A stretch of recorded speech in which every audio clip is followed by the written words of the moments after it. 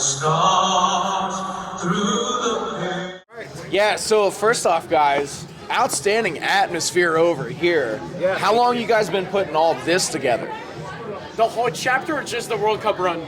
The chapter and then World Cup run. Let's get it all. So the chapter started in 2011, right after 2010's World Cup. Got it. It was kind of the beginning of the American Outlaws as a whole. Right. The guys over here, they started the chapter, and you know, as life happens, they have to move on and do other things. And Sure. the chapter kind of died a little bit after the fracas of 2018. So Okay. I moved back to Las Vegas. I was like, what the heck's going on? And took it over. So we've been here for about 2.5 years now here at Hennesey's. Okay. The general manager is also a member of our chapter, so he's just as passionate about it as we are. Nice. And Awesome. we've been doing watch parties here for both the Women's World Cup, Men's, World Cup the final, Youth, the night Olympics, Gold Cup, you name it, Nations League. We're here for everything. Yeah. All right. That's awesome. Yeah. So, like, logistically, what did you guys have to do to get the following that you have now? Because this is outstanding as far as, like, for this World Cup run.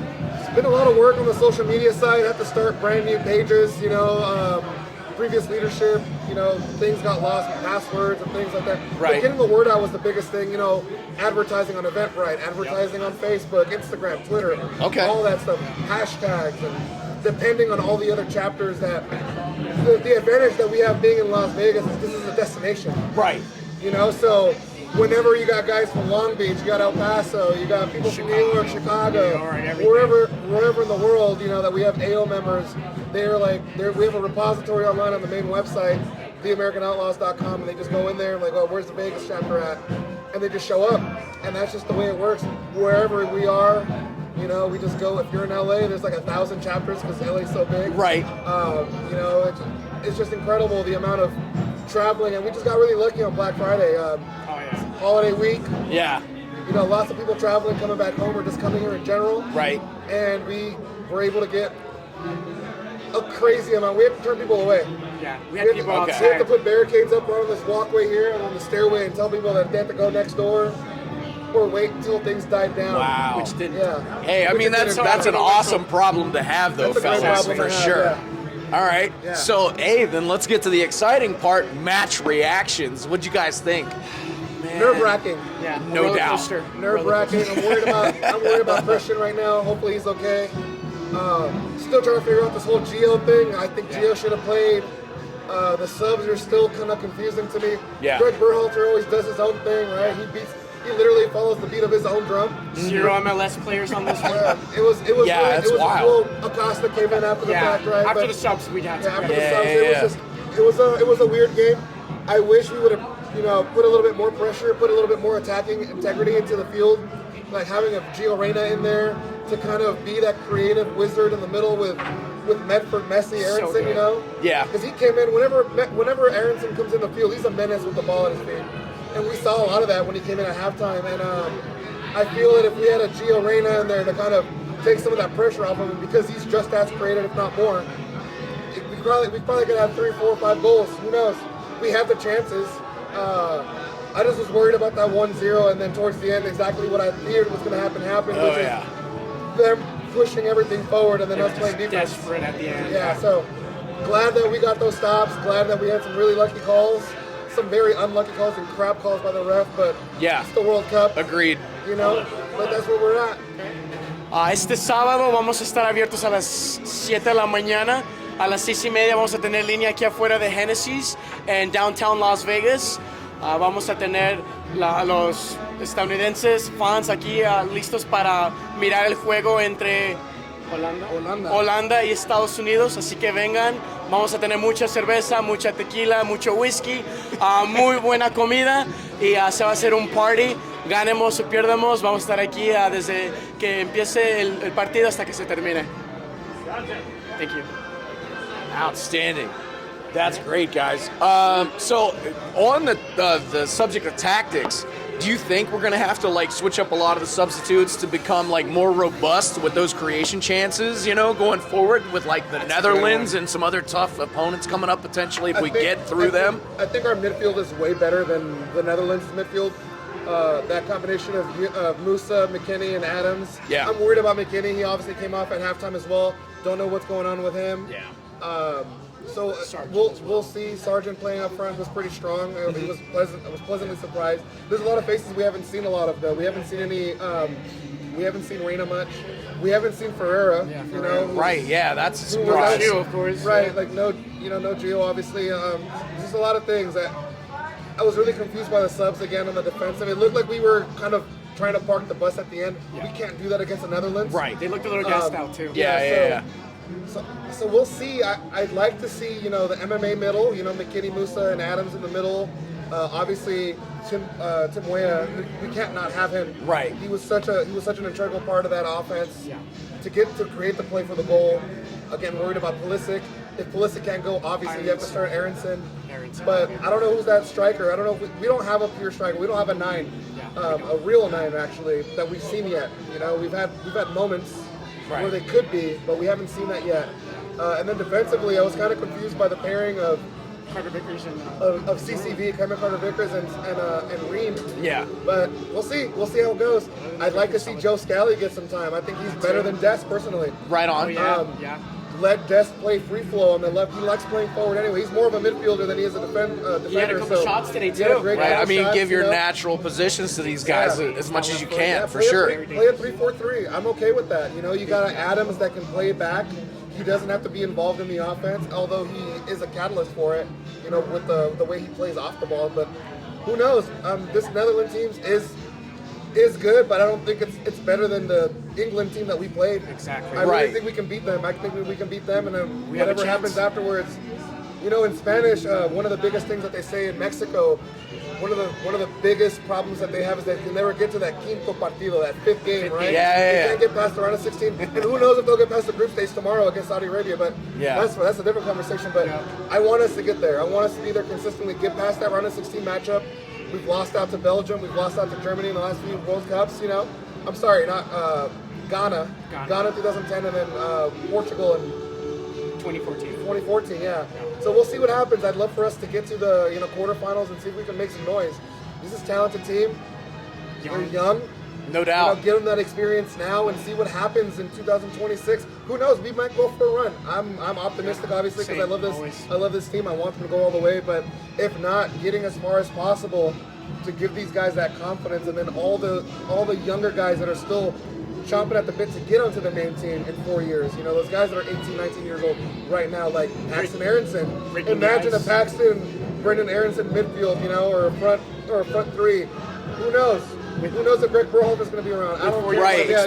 Yeah, because it's a lot of exciting guys coming up, and it's all about tailoring that chemistry and the formations to try and bring out the best you can with those guys you have available, for sure. And we'll have younger guys then coming up, competing for a position in the 2026 World Cup. Exactly. So it's going to be interesting. And then our pool is so deep. Yeah. Even our U17 guys are doing well. Our U20 guys are doing well. They just smoked Germany, England, and tied with And Wales Spain and something like that too. In the U17 tournament that's going on in Portugal right So now. those kids are going to be in their 20s 4 years from now. So it's going to be interesting, man. We're looking forward to it. I'm excited. Yeah, really good time to be back in our club. Oh, yes. Outstanding. I'm pumped about it myself. I was just talking with a guy over at the bar. He's from Switzerland, lives in France. And his kind of hype up on it was you guys get to host a World Cup coming up. People are going to have their eyes on it. If we do well here, it's going to swell that base of people that want to just get away from American football or other athletics and say all you need is a pair of shoes to get into this game. That's it. And and it's becoming more prevalent now just due to the fact that when I was a kid, I'm 30 something years old. Yeah. I've lost my voice. Sorry. No, you're good. I'm turned 30. I turned 33 in March. Growing up as a kid, the only soccer we had was on Univision and Telemundo, watching, the Liga MX, watching a random German or English game on television. And USA! Yes, sir! USA! Right, because there's no youth access in this country. It's really limited, and you got to have money to be able to make travel arrangements and things for the travel teams. And now, though, the exposure to the game is, you can turn on NBC on any given weekend in the morning, and you're watching English Premier League. Yes. You're watching ESPN. You can watch the Bundesliga, Serie A, Liga. Right, and like Paramount has, Europa and Champions MLS League. with that Apple Plus deal too. Right, yeah, that's huge. So a lot of soccer is like it's a lot more available. It's for consumption by younger kids, and even some of these world-class athletes that we watch in the NBA and the the NFL. Right. They played soccer.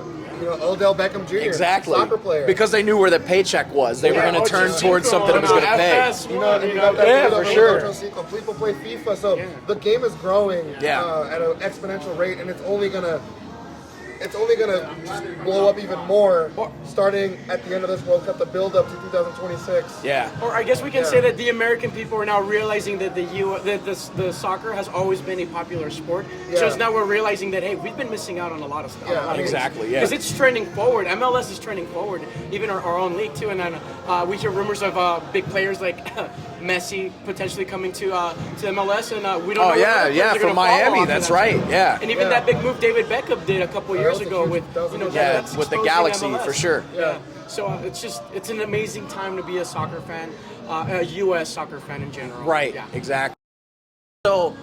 I noticed you guys do a merch table over there. Yes. Like, what kind of stuff do you have available? What payment options do you have? Let's plug the product here. So it's funny you mentioned that. We primarily work off of scarves. We have sold out of our remaining inventory on Monday against Wales, right? Right. And then I had placed an order previous to that for 50.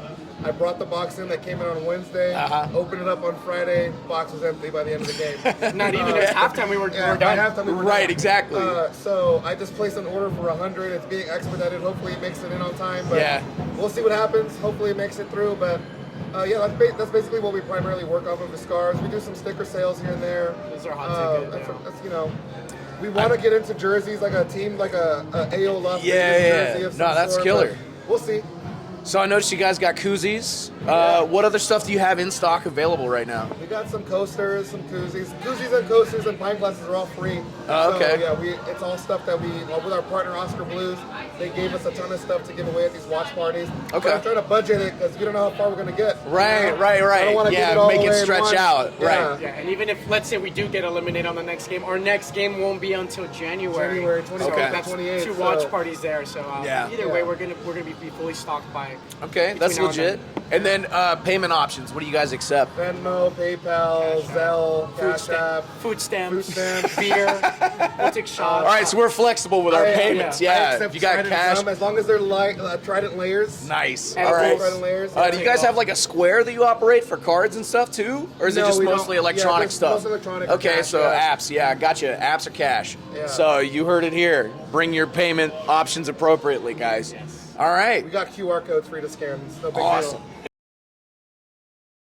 Guys, so if we're looking to get into American Outlaws, like what kind of cities around the U.S. are we available that you have chapters to Everywhere. go to? We're literally everywhere. Coast to coast. If you go to theamericanoutlaws.com, you can click on the chapters link, and you will just see a map, and you'll just see dots everywhere on the map. We're in every single state, I believe. We're in London.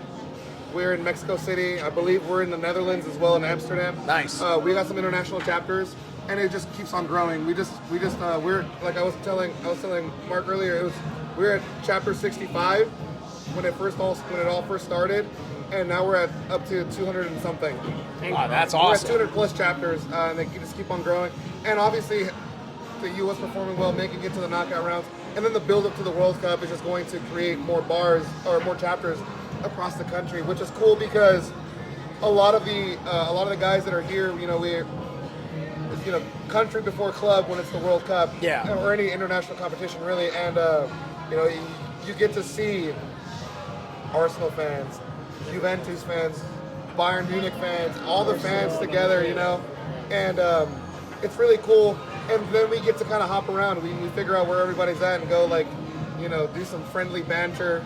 Oh yeah, absolutely. I mean, I love that aspect of it. I mean, I saw you guys had like scarves from all kinds of chapters and stuff. Yeah. Yeah, you guys had like a lot of chapter scarves around that I could see from like all over the U.S. Yeah, not Lots including the decked walls. out. Yeah, right, yeah, for sure. But I mean, people holding them up when we were Yeah. first starting, you know what I mean? During the anthem and That's a rich everything. old That's tradition. awesome. That's an AL tradition, yeah. I mean, that's just soccer culture, you know, just Right. putting your scarves up during the national anthem. It just, No, but it was a great Yeah. thing to kind of just see the representation from Oh, all the yeah. different locations. So Yeah. I mean, it's good to see that that's a thing that's getting a following all over the Yeah. place. Love it. And the Again- beauty of it too is during a World Cup match or just a USA match, behind the goalie, our AO section, you can see all the different cities being represented. Oh, yeah. It's amazing. Yeah. Amazing. Love that, guys. Love it. And the banter, like you said, Oh, yeah. just outstanding to be able to come in here and see those people. Just like we're supporting a common cause now, but then I did have some conversations in Boxing here. Day, I don't care He's about like, my exactly. exactly. Yeah. No, I feel you. I had Leeds United, conversations with a couple boo. people, and they're like, "Oh yeah, I'm an Arsenal guy." Like, "Oh, you're a City guy," and like, "Oh, just let the banter ensue." Yeah. Like, it's Yeah, gonna be a good absolutely. time. Get back and forth. So it's good that it's like a friendly environment. You know, where you can kind of take those jabs, but you're still behind the same cause right now. Right. You know, so you can build those relationships, and then you kind of like have a little bit of liberty to take with those people, and you can have some fun when the Right, Premier right, League and absolutely. whatever else starts back up. you're good. That's awesome, guys. All right, Just so getting some screen I think caps we're on good. different Yeah. oh yeah. Some filler footage. Yeah, so that's it for Barfly Sports TV.